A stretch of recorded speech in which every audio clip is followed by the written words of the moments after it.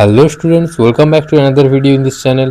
তোমাদের জন্য আজকের ক্লাসে স্ট্রং রুটস যেটা রয়েছে ক্লাস 12-এর থার্ড সেমিস্টারের খুব একটা important text, strong roots written by APJ Abdul Kalam. তো তার বেশ কিছু ইম্পর্ট্যান্ট কোশ্চেন নিয়ে আমি চলে এলাম। আগেও তোমাদের হোয়াটসঅ্যাপ গ্রুপে 30-এরও বেশি ইম্পর্ট্যান্ট বেস্ট একদম বাছাই করে করে এমসিকিউ আমি প্রোভাইড করেছি, যদিও তার ভিডিওটা আমি ইউটিউবে দেইনি, বাট তোমরা যারা হোয়াটসঅ্যাপ গ্রুপটাকে ফলো করছো তারা অবশ্যই কিন্তু ওই কোশ্চেনগুলো আশা করি আজ অবধি পেয়ে গিয়েছো। আমাদের বেশ কিছু ইম্পর্টেন্ট কোশ্চেন নিয়ে আলোচনা করব, যেটা হচ্ছে স্ট্রং রুটস থেকে। এই কোশ্চেনগুলো তোমাদের কাছে একটু ভিন্ন ধরনের অভিজ্ঞতার সৃষ্টি করবে। তো আজকের ভিডিওটা মন দিয়ে দেখো। আর স্ট্রং রুটস ভালোভাবেই কিন্তু পড়ানো রয়েছে তোমাদের 2 থেকে 3টি ভিডিওর মধ্যে। ডিসক্রিপশন বক্সে ভিডিওগুলোর লিঙ্ক আমি দিয়ে দেবো, বা প্লেলিস্টেও গিয়ে তোমরা দেখতে পারো। তো চলো স্টার্ট করছি আজকের এই ক্লাসটা। আচ্ছা, ফার্স্টের দিকে একটা কোশ্চেন রয়েছে এখানে, দেখো। Abdul Kalam's father would convey complex spiritual concepts in simple down to earth Arabic, Tamil, Urdu নাকি তেলেগু? কোশ্চেনটা কি বলা হচ্ছে তোমরা অবশ্যই বুঝতে পেরেছো। কোশ্চেনে বলা হচ্ছে যে আব্দুল কালামের বাবা ওই সমস্ত গভীর যে মনস্তাত্ত্বিক সম্বন্ধ, যে স্পিরিচুয়াল কনসেপ্টগুলো ছিল, সেগুলোকে আব্দুল কালামকে কোন ল্যাঙ্গুয়েজে খুব সহজ সরল ভাষার মাধ্যমে বোঝাতেন? আরবিক নাকি তামিল, উর্দু নাকি তেলেগু? তোমরা অবশ্যই যারা টেক্সটটা ভালোভাবে পড়েছো তারা এই ধরনের কোশ্চেনগুলো ইজিলি অ্যান্সার করতে পারবে। ইটস ভেরি ইজি কোশ্চেন এটা। অ্যাকচুয়ালি এর অ্যান্সারটা হবে কি তামিল। আরবিকে হচ্ছে অ্যাকচুয়ালি লেখা ওই স্পিরিচুয়াল কনসেপ্টগুলো, সেগুলোকে তিনি ট্রান্সলেট করে সহজ সরল তামিল ভাষাতে ডক্টর এপিজে আব্দুল কালামকে বোঝাতেন। আচ্ছা, নেক্সট একটা কোশ্চেন দেখো। এটা একটা ভেরি ইম্পর্ট্যান্ট কোশ্চেন। অনেক ক্ষেত্রে এটা মডেল কোশ্চেন সেটে দেখা গিয়েছে, এবং অনেক স্কুল টেস্টেও ক্ষেত্রে এই ধরনের কোশ্চেন দিয়েছে। According to Kalam's father, adversity always presents opportunities for self realisation, retrospection, introspection, self respect. এটা তোমাদের বইয়ের একটা পার্টিকুলার লাইন তোলা কোশ্চেন। এই লাইন তোলা কোশ্চেনটা কিন্তু অনেকেই ভুল করে। এই লাইনের জায়গায় কিন্তু অন্য কোনো মিনিং বা সিমিলার টাইপের মিনিং লিখলেও কিন্তু নাম্বার পাবে না, যেহেতু অপশানে ডাইরেক্টলি ওয়ার্ডটা বসানো রয়েছে ইন্ট্রোস্পেকশান। তাই এটার অ্যান্সার কী হবে? ইন্ট্রোস্পেকশান। এটা কিন্তু ডাইরেক্ট লাইন তোলা কোশ্চেন একটা। তো এই ধরনের কোশ্চেনগুলো কিন্তু তোমাদের ভালোভাবে দেখে রাখতে হবে। আচ্ছা, নেক্সট একটা কোশ্চেন দেখো, যে Kalam's father believe that for pupil in distress he was. তো কালামের বাবা কি বিশ্বাস করতো? যে সমস্ত মানুষেরা আজ বিভ্রান্তি, দুর্দশা, ফেলিওর, এই সমস্ত জিনিসের মধ্য দিয়ে যাচ্ছে, তাদের কি হবে? Greater than God, a solver of problem, a helpless onlooker, a mere mediator. তাই হি ওয়াজ কি হবে অ্যান্সার? না, a helpless onlooker. Kalam's father acted as, কালামের বাবা কি হিসেবে কাজ করত? A divine being, a healer, a scientist, or a mere mediator? জিনিসটা একটু তোমাদের বুঝিয়ে দিই। বলা হচ্ছে যে যখন টেক্সটায় একটা জায়গায় ছিল যে কালামের বাবা মসজিদ থেকে যখন নামাজ পড়ে বেরিয়ে আসতেন সন্ধেবেলায়, ওই সমস্ত তাদের রিচুয়ালগুলো কমপ্লিট করার পর যখন বেরিয়ে আসতেন, তখন অনেকে কী করতো না, ওয়াটার বলে করে ওয়াটার নিয়ে তার কাছে মানে দিত। এবার সেই আঙুলগুলোতে ডুবিয়ে বেশ কিছু মন্ত্র উচ্চারণ করতো, বা একটা প্রেয়ার আল্লাহর উদ্দেশ্যে পাঠাতো। তো দিলে কি হতো, ওই জলটা কী হতো, স্ক্যান্টিফাইড ওয়াটারে পরিণত হতো। ওইটা নিয়ে এসে যখন বাড়িতে যে সমস্ত ইনভ্যালিডসরা রয়েছে তাদের জলে ছিটে দেওয়া হতো বা জলটা খাওয়ানো হতো, তখন তারা কিন্তু সুস্থ হয়ে উঠতো। তো কালামের বাবা এবং হচ্ছে আল্লাহ বা ভগবান যাই বলে থাকো না কেন, তার মধ্যে কি স্থাপনা করতেন না, একটা সংযোগ স্থাপন করতেন। তো এই সংযোগ স্থাপন করতেন। তো এটার অ্যান্সার তাহলে কী হবে? এ মেয়ার মিডিয়েটর। মিডিয়েটর বলতে যিনি দুটো ভিন্ন পদার্থের মধ্যে বা বস্তুর মধ্যে বা দুটো ভিন্ন ব্যক্তির মধ্যে সম্পর্ক স্থাপন করেন, তাকে আমরা মিডিয়েটর বলে থাকি। তো অ্যান্সার হবে এ মেয়ার মিডিয়েটর। আচ্ছা, আর কি কোশ্চেন রয়েছে এখানে? একটা কোশ্চেন দেখো, important question.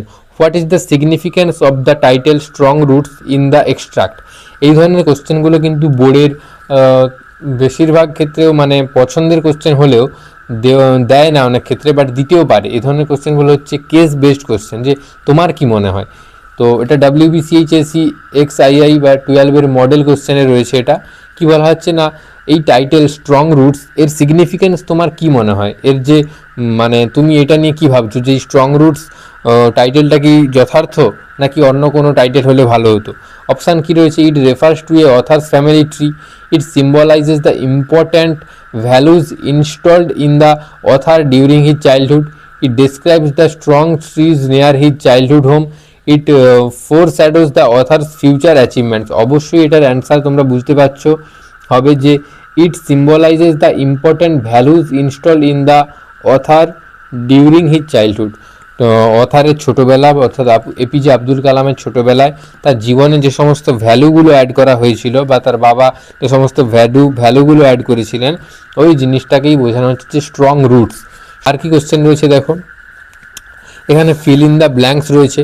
Feel in the blanks দু একটা তোমাদের করাই। যেমন ধরো এই কোশ্চেনটা, my mother's dash was the more distinguished one of the forebears having been boasted the title Bahadur by the British. অর্থাৎ কালামের মায়ের কে না অ্যানসেস্টার, না ডিসেস্ট্যান্ট, না ফ্যামিলি, না হচ্ছে লিনিয়েজ। তোমরা এগুলো কিন্তু একেবারে লাইন তোলা কোশ্চেন, তাই লাইন টেক্সটের ভালোভাবে যদি না পড়ে থাকো তাহলে কিন্তু অ্যান্সার কোনো মতো করতে পারবে না, উল্টোপাল্টা অ্যান্সার করা হয়ে যাবে। তোমরা বইটা খুলে দেখবে এটার অ্যান্সার কী রয়েছে, মানে লাইনটায় কী রয়েছে, lineage. My austere father use to avoid all dash comforts and luxuries all inessentials. টেক্সটে একেবারে লাইন রয়েছে, inessentials, comforts and luxuries. আর কি কোশ্চেন রয়েছে দেখো, আরও অনেক কোশ্চেনই রয়েছে। তোমরা বইটা কিনলে অবশ্যই ইজিলি প্র্যাকটিসটা করতে পারবে। তাও বেশ কিছু কোশ্চেন করাই। এই কোশ্চেনটা দেখো, the sanctified water was then carried home for, কাদের জন্য এই স্ক্যান্টিফাইড ওয়াটারটা নিয়ে আসা হতো, ইনফ্যান্টস, গার্লস, পেশেন্টস, নাকি ইনভ্যালিড। ডাইরেক্ট কথাটা রয়েছে ইনভ্যালিডস, তাই আমাদের ইনভ্যালিডসটা অ্যান্সার হবে। আরও বিভিন্ন ধরনের কোশ্চেন রয়েছে, তোমাদের টাইপগুলো দেখাই। Fill in the blanks, MCQ, column matching, column ম্যাচিংও রয়েছে, কালাম ম্যাচিংও তোমাদের করাবো। অ্যাসারশন রিজনিং, এই জায়গাটা ইম্পর্ট্যান্ট বেশ। তোমাদের এখানে অ্যাসারশনের সাথে কোন রিজনটা প্রপার, নাকি অ্যাসারশন রিজন দুটোই ঠিক, নাকি শুধুমাত্র অ্যাসারশন ঠিক রিজন ভুল, এ ধরনের চারটা অপশান থাকে, তিনটে বা চারটা অপশান থাকে, তার মধ্যে থেকে চুজ করতে হবে একটা। রিঅ্যারেঞ্জমেন্ট, এই জায়গাটা তোমাদের বলে রাখছি, VVI, ভেরি ভেরি ইম্পর্ট্যান্ট। এই জায়গাটা থেকে প্রচুর ছেলেমেয়েরা হচ্ছে অ্যান্সার ভুল করে দিয়ে আসে, কেননা রিঅ্যারেঞ্জমেন্ট সাজানো যদি ভুল হয়ে যায় তাহলে কিন্তু তোমার সব শেষ। রিঅ্যারেঞ্জমেন্ট কীভাবে সাজানো হবে তার একটা ভালো টিপস তোমাদের বলছি। যখন তোমরা গল্পটাকে পড়বে বা কবিতাটাকে পড়বে, ঘটনাগুলোকে নিজের মনের মতো করে বারবার সাজাতে থাকবে এবং সেগুলোকে মাথার মধ্যে আনতে থাকবে। তার জন্য তোমার ওয়ান লাইনের পাঞ্চ কিন্তু ভেরি ভেরি ইম্পর্ট্যান্ট একটা রোল প্লে করবে এখানে, যখন তোমরা রিঅ্যারেঞ্জমেন্ট করতে যাবে।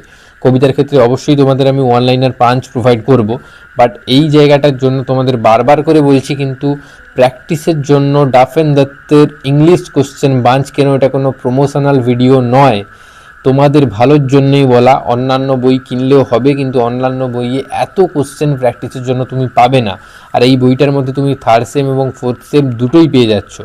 সো বইটা অবশ্যই তোমরা কিন্তু কেনো, ঠিক আছে। তো রিঅ্যারেঞ্জমেন্ট এখানে রয়েছে, রিঅ্যারেঞ্জমেন্ট তোমাদের করাবো এক সময় আমি। তারপর দেখো ট্রু ফলস রয়েছে, আর কি কি সেকশান থাকতে পারে, কেস বেসড স্টাডি MCQ, এগুলো সাধারণত দেয় না, আবার দিতেও পারে। ডায়াগ্রাম বেসড MCQ, যদিও এগুলো পড়েনি তবুও মানে দেওয়ার চান্স থাকছেই একটা। এবং সবচেয়ে ভাইটাল জায়গা যেটা হচ্ছে textual grammar, synthesis of sentence, অর্থাৎ স্প্লিটিং, জয়েনিং, স্প্লিটিং রয়েছে এদিকে। তারপর আর দেখো এদিকে correction of errors, correction of error তো তোমাদের শেখাবো। তার আগে তোমাদের একটা জিনিস শেখাতে হবে, সেটা হচ্ছে ফিগার অফ স্পিচ। তো ফিগার অফ স্পিচ শেখাটা অত্যন্ত গুরুত্বপূর্ণ, যদিও ফিগার অফ স্পিচ তোমাদের কোথাও সিলেবাসের মধ্যে নেই, বাট এই অংশে আমরা যখন টেক্সট এবং কবিতাগুলো পড়বো সেখানে কিন্তু প্রচুর পরিমাণে ফিগার অফ স্পিচ রয়েছে। ফিগার অফ স্পিচ সম্বন্ধে জানো না তাদেরকে বলে রাখি যে খুব একটা ইন্টারেস্টিং জিনিস কিন্তু ফিগার অফ স্পিচ। যেমন ধরো কোনো জায়গায় যে কোনো গাছকে, যখন আমরা ক্যাজুয়ারিনা ট্রিটা পড়েছিলাম, ওখানে লাইক এ হিউজ পাইথন, ওই লতাটাকে একটা মোটা অজগর সাপের মধ্যে তুলনা করা হয়েছিল, কিন্তু একটা লতা কি কোনোদিন সাপের মতো হতে পারে? সেটাকে তাহলে সাপের মতো তুলনা করা হয়েছে, তাহলে ওখানে ওটাকে পার্সনিফিকেশন বা পার্সনিফাই করা হয়েছে। এরকম আরও বহুত মানে হচ্ছে তোমার ফিগার অফ স্পিচ রয়েছে, যেমন ধরো সিমিলি, মেটাফোর, তারপরে আরও অনেক রয়েছে। যখন করাবো তখন তোমরা দেখবে। তাই বলছি যে ভিডিওগুলো ফলো করো, চ্যানেলে নতুন হয়ে থাকলে সাবস্ক্রাইব করো। আর কি কি রয়েছে দেখে নিই একটু, আর তেমন কিছু নেই। ঠিক আছে, ভিডিওটা কেমন লাগলো অবশ্যই কমেন্ট করে জানাও, আর বন্ধুদের সাথে অবশ্যই পারলে শেয়ার করো।